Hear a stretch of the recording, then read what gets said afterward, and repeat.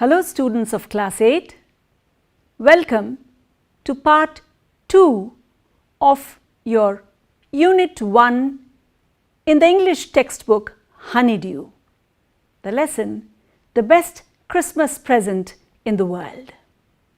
In part 2 today, we will deal with the section Working with Language, the speaking activities, and also read the poem The Ant and the Cricket.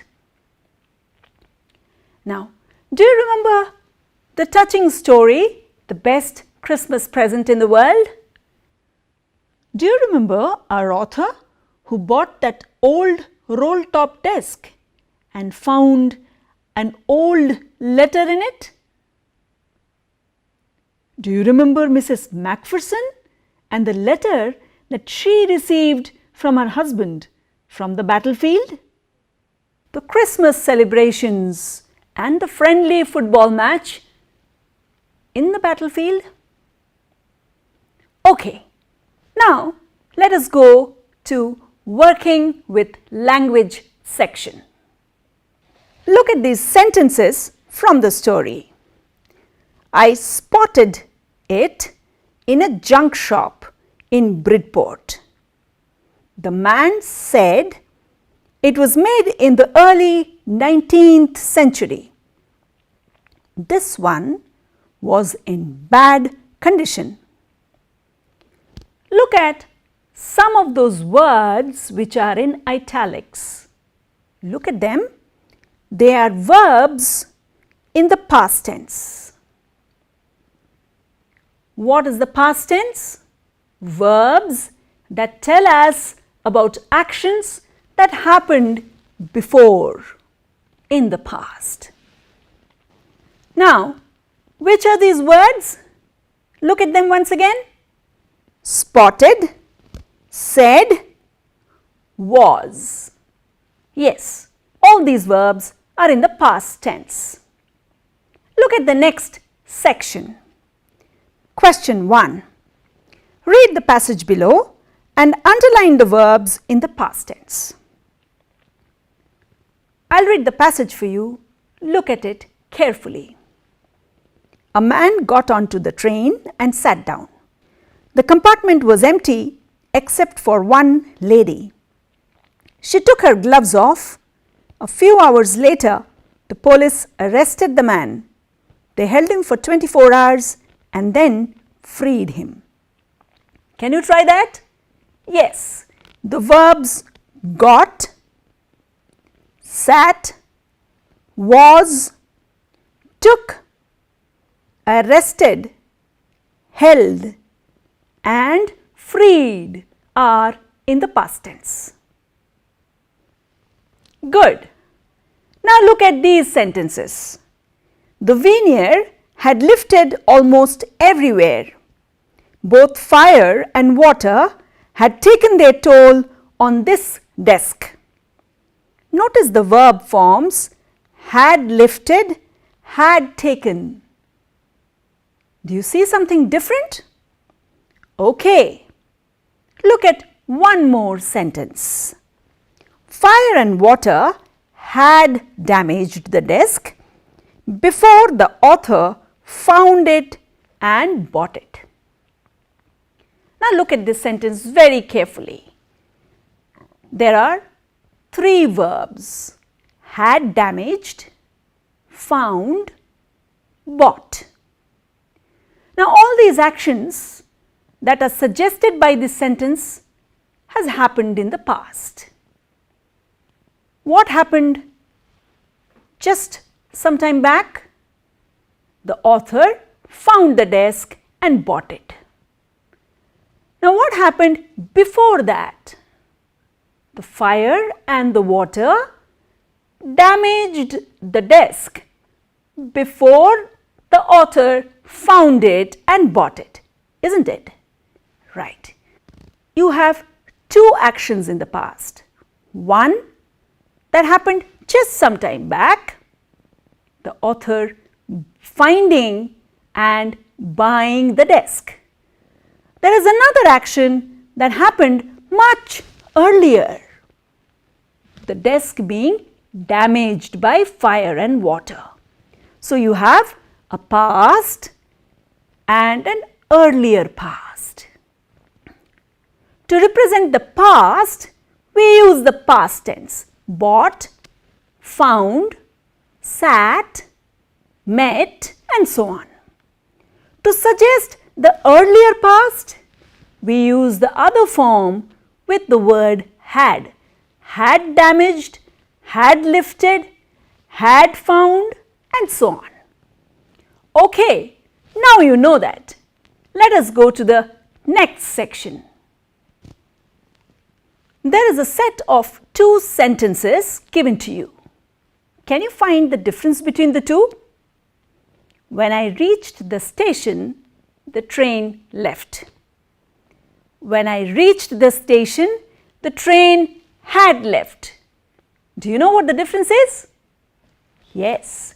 In the first sentence, you're reaching the station and the train leaving almost happened simultaneously. But in the second sentence, when you reached the station, the train had left before that, right? So, that is the difference between the 2 sentences. Okay, let's move on to the next.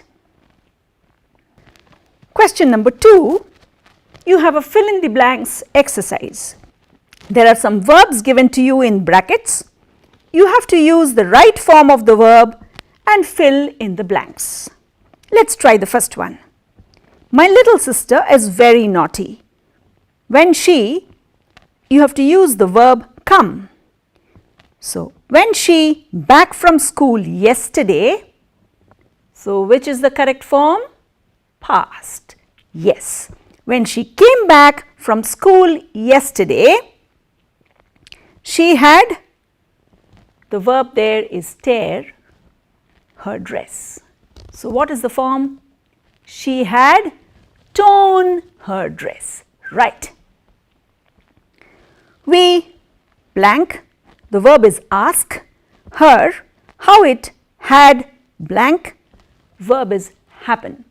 So, what is the form?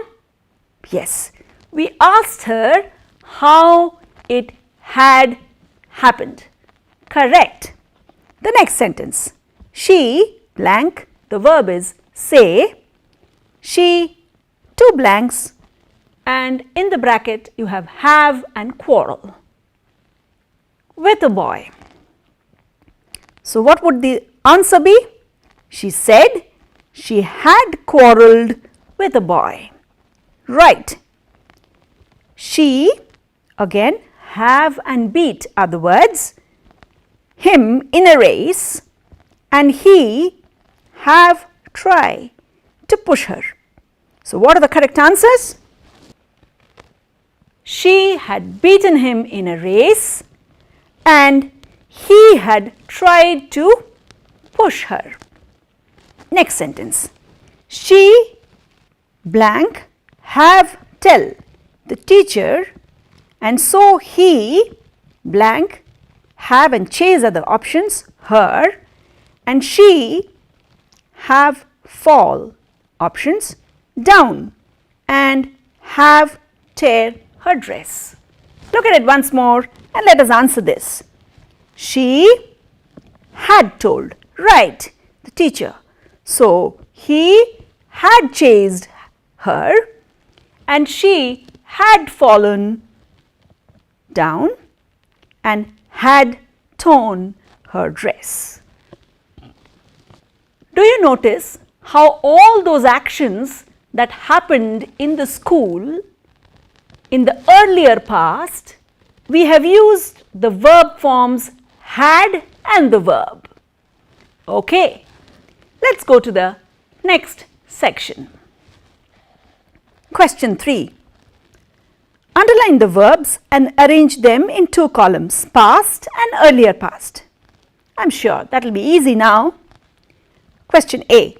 My friends set out to see the caves in the next town, but I stayed at home because I had seen them already. So, which is the verb in the past? Stayed. Which is the verb in the earlier past? Yes, I had seen, correct. Put them in the right box. Question B. When they arrived at the station, their train had left. They came back home, but by that time I had gone out to see a movie. So which is the past verb? Correct, arrived. Is there any other one? Yes, came. What about the earlier past verbs? Right, had left, had gone. Question C. So they sat outside and ate the lunch I had packed for them. Verbs in the past, sat and ate. Right you are. Earlier past, had packed. Correct. By the time I returned, they had fallen asleep. Past, returned. Right. Earlier past, had fallen. Good. You have done that well. Let us go to the next section. The next activity on page 18 is dictionary work. Look at the sentence given there in that activity. By the end of the journey, we had run out of drinking water. Do you know what this word run out mean? Yeah, you know that.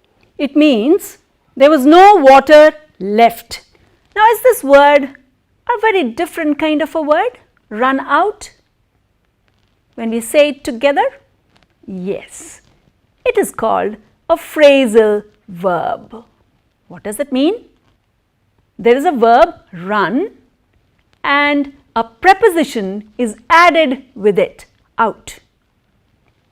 But the phrase run out means very different from the individual components run and out.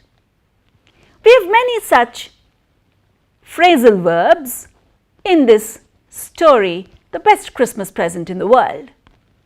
Here are a few that are given to you. Look at them. Burn out, light up, look on, run out, keep out. Can you locate them in the story? We'll do the first one. Burn out. Yes, we have it on page 14. Look at that sentence. House number 12 turned out to be nothing but a burnt out shell. Right. Now what does burn out mean? It means something that is destroyed by fire. Okay. Can you locate the other phrasal verbs in the story? Yes, do it later. Try and guess the meanings of these phrasal verbs. After you do that, look at the dictionary and see if your meaning matches with the dictionary meaning of these phrasal verbs. Can you try that later? Good. Now, look at question 3.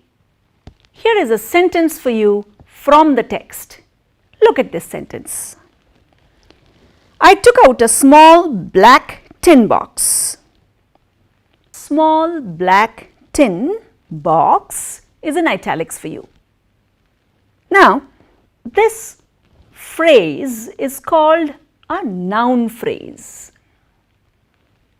Can you identify a noun in this phrase?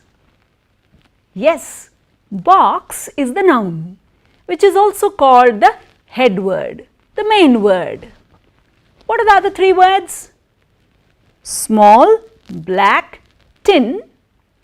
They are the words that describe the box. Small, black and tin are adjectives. Okay? So you have these 3 adjectives and a noun to make a noun phrase. Now these adjectives, small, black, tin, they are also sometimes called modifiers. See the way they are placed in the sentence? Small, is an adjective that suggests size, black an adjective that suggests color, and tin an adjective that suggests the material with which something is made.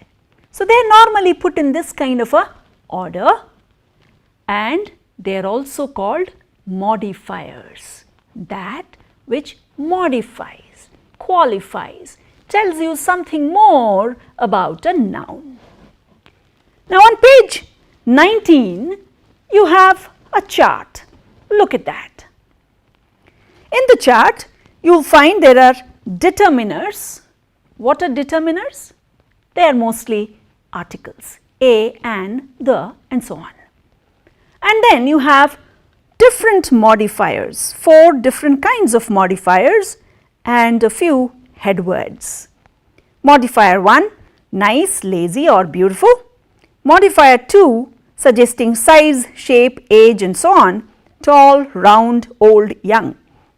Modifier 3, suggesting color, red, white, light, dark, and modifier 4, silk, cotton, wool and so on, and the head words woman, man, table and chair. Now, taking a determiner and one modifier from each of these categories and a head word, can you make a noun phrase? Let us try. Okay, we can have a noun phrase as a nice young dark man. Okay, try the rest later as homework. Let's go to question 4. There is another table there with a few nouns and a lot of adjectives. You have to pick out a noun, add the suitable adjectives from the table and form a noun phrase. Can we try that? Yes. Let us try the first one, elephant. What are the adjectives that you can use for an elephant? Yeah, maybe a cheerful, wild and large. So, you can have a cheerful, wild, large elephant. Can we have that? Or is it funny? Okay, the next one. Can you think of a face and the adjectives that describe a face? Yes, of course. You can have a round, cheerful, chubby, red face. Okay, try the rest at home.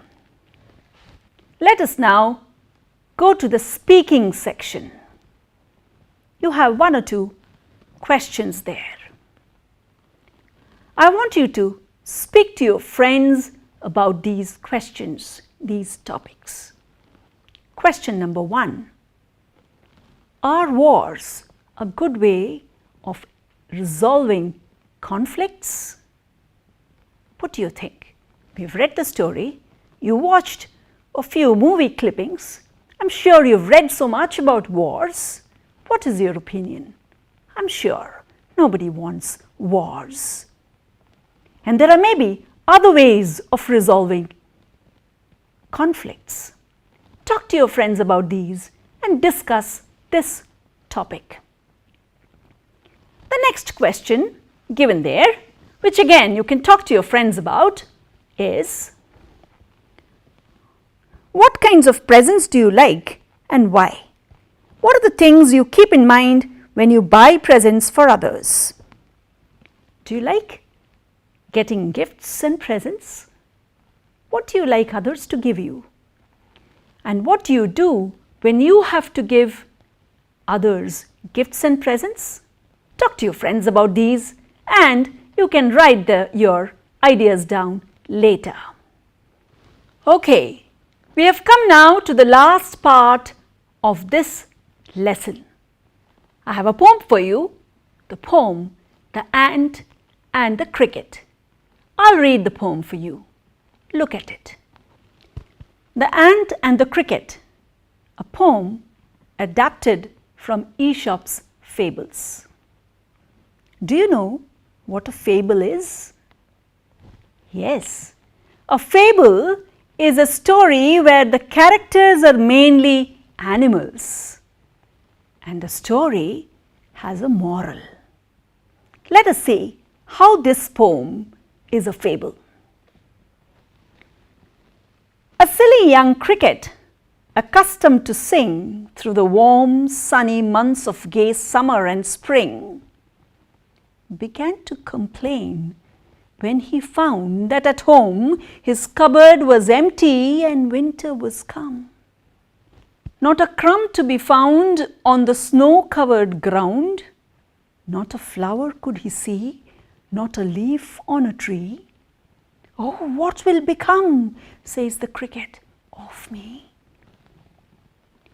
At last, by starvation and famine made bold, all dripping with wet and all trembling with cold, away he set off to a miserly ant to see if, to keep him alive, he would grant him shelter from rain and a mouthful of grain.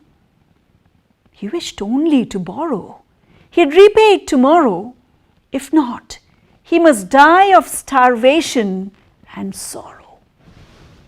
Says the ant to the cricket, I'm your servant and friend, but we ants never borrow, we ants never lend. But tell me, dear cricket, did you lay nothing by when the weather was warm? Quoth the cricket, not I. My heart was so light that I sang day and night, for all nature looked gay. You sang, sir, you say? Go then, says the ant, and dance the winter away. Thus ending, he hastily lifted the wicket, and out of the door turned the poor little cricket. Folks call this a fable. I'll warrant it true. Some crickets have 4 legs, and some have 2. It's a simple poem. Do you like the poem? Yes. Now, why do you think the poem is a fable? Is the poet talking only about crickets and ants? Or is he talking about human beings also? Look at these 2 last lines. Folks call this a fable.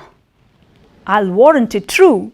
Some crickets have 4 legs, some have 2. Yes, the 2-legged crickets are, of course, human beings. Haven't you seen people who while away their time the whole year round, and just before exams, they frantically look out for texts, notes, and help from friends? Yes, the story is about everyone who do not make the best use of time and think of the future. Now, let us go to the section working with the poem. There are a few questions. We'll try to answer them. Question number 1. The cricket says, oh, what will become of me? When does he say it and why? Yeah, we know this. The cricket said this when he found that he had not a grain of food in his cupboard and winter had already come. The whole world was filled with snow. There was not a leaf nor a flower. And he panicked and said these words. True. Question number 2. Number 1. Find in the poem the lines that mean the same as neither a borrower nor a lender be. Now this line, neither a borrower nor a lender be, is taken from one of Shakespeare's most famous plays, Hamlet. In the play, there is this old man Polonius who gives advice to his son Laertes, who is going to study in a different country. And the father says these words. Similar to these words, there is a line in the poem. Can you locate that? Yes. There is this line. But we ants never borrow, we ants never lend. What is your opinion of the ants' principles? What do you think? Is the ants' principle a good one? Yes. I think it is a good principle to work hard and be self-sufficient. I'm sure it is good to make the best use of time and resources and be prepared for the future. What do you think? Think about it. Okay, let's go to the next question. Question 3. The ant tells the cricket to dance the winter away. Do you think the word dance is appropriate here? If so, why? The word dance suggests making merry, that which the cricket did when the ants were working very hard to store food for the winter. Now, when the ant tells him to go dance away the future, he means anyway you are careless, so go on with your careless nature and save yourself. I think it's the right word to use there. Okay, let's go to the next question. Question number 4. Which lines in the poem expresses the poet's comment? Read them aloud. Yes, you have the last line of the poem. Folks call this a fable, I'll warrant it true. Right, that is the poet's comment directly given to us in the poem. Right, we have completed reading the poem and answering the questions. Now, I want you to think if you know a fable in your own language. Can you think of some fables that your grandmother would have told you?